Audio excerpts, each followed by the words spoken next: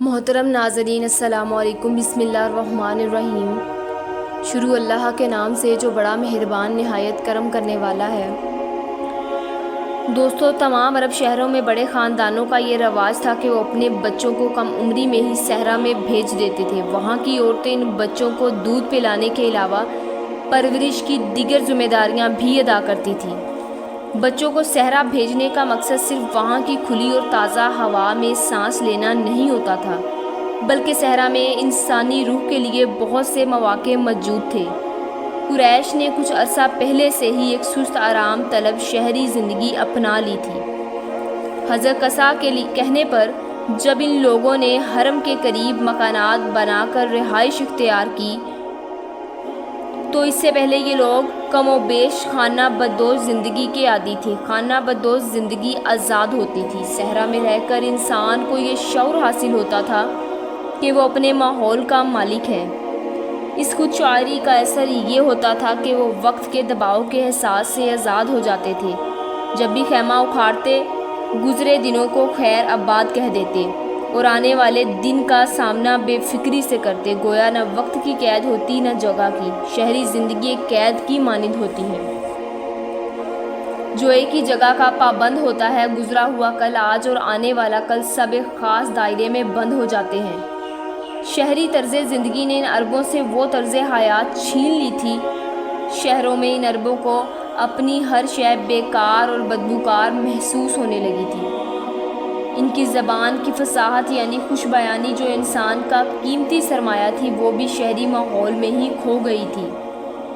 عربوں میں چند ہی لوگ تعلیم یافتہ تھے، لیکن تقریر ایک ایسی خوبی تھی جو ہر والد اپنے بچے میں دیکھنا چاہتا تھا۔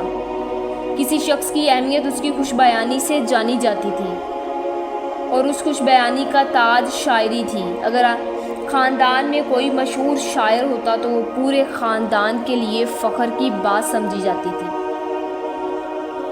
بڑے شاعر اکثر کسی نہ کسی سے صحرائی قبیلے سے تعلق رکھتے تھے۔ یہ صحرا میں رہنے کا ہی فائدہ تھا کہ ان کی روزمرہ باتیں بھی شاعری کی مانند ہم وزن ہوتی تھی۔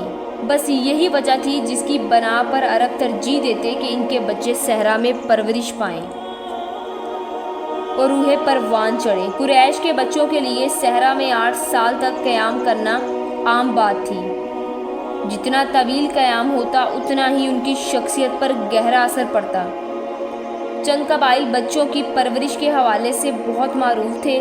ان میں سے ایک قبیلہ خاص طور پر قبیلہ بنو سعد بن بکر میں انہی سے تھا۔ یہ قبیلہ حوازن کی ایک شاخ تھی جو مکہ کے قریشی جنوب مشرق کے صحرا کے علاقے سے تعلق رکھتا تھا۔ سیدہ آمنہ کی خواہش تھی کہ وہ اپنے بیٹے کی پرورش کی ذمہ داری ایسے قبیلے میں کسی خاتون کے سپرد کریں۔ یہ لوگ وقفے سے قریش کے پاس آتے تھے تاکہ نامعلور بچوں کو دودھ پلانے کی خدمت کے لیے ساتھ لے جائیں۔ ان کی آمد ان دنوں متوقع تھی۔ اس موقع پر ابو ذئب کی بیٹی سیدہ حلیمہ اپنے شوہر حارث اور اپنے نامعلور بیٹے کے ساتھ مکہ گئیں۔ انہوں نے کئی سال بعد اپنے مکہ کے سفر کی تفصیل کچھ یوں بیان کی۔ وہ کہتی ہیں کہ وہ سال بھی قحط سالی کا تھا، ہمارے پاس کچھ بھی نہیں تھا۔ میں کمزور گدی پر سوار ہو کر نکلی۔ ہمارے پاس ایک بوڑھی اونٹنی بھی تھی جس سے قطرہ دودھ حاصل نہ ہوتا تھا۔ رات گئے تک ہمارا بیٹا بھوک کی وجہ سے ہمیں سونے نہیں دیتا تھا۔ میرے سینے میں بھی اتنا دودھ نہ تھا کہ اس کی بھوک مٹا سکتی۔ میری سواری کی گدی اس قدر کمزور تھی کہ میرے ہم سفر افراد کو بار بار میرے پیچھے رہنے کے باعث رک کر میرا انتظار کرنا پڑتا تھا، اور بس ایک ہی خواہش تھی کہ کاش بارش ہو جائے تاکہ اونٹ اور گدی دونوں کے کھانے کا سامان ہو جائے اور ان کے تن دودھ سے بھر جائیں۔ اسی حالت میں جب ہم مکہ پہنچے تو ان بچوں کی تلاش شروع ہوئی جن کے والدین کو دودھ پلانے کی ضرورت تھی۔ سیدہ آمنہ نے پہلے ایک عورت کو اپنا بیٹا سونپنے کی پیشکش کی، لیکن وہ راضی نہ ہوئی۔